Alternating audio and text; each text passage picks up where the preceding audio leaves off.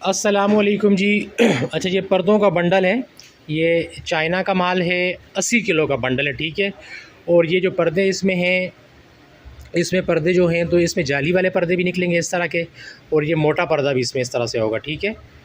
China का bundle है भाई ये। और ये जो बरांडा साइज़ होता है ये उस साइज़ के पर्दे हैं सारे, ठीक है। और ये 80 किलो का बंडल है, सेकंड हैंड है, चाइना का माल है।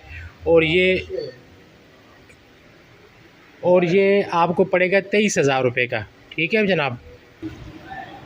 और इसमें जो पर्दों की तादाद है वो 45 से 50 पर्दे निकलेंगे, ठीक है। सेकंड हैंड माल है, लेकिन इसमें डैमेज या ख़राब माल नहीं होता, तकरीबन नए जैसा माल होता है। ये चाइना का माल ज़रूर है ये, लेकिन ये सेकंड हैंड ज़रूर है, लेकिन इसमें डैमेज या ख़राब माल नहीं होता, अच्छा माल होता है, ठीक है।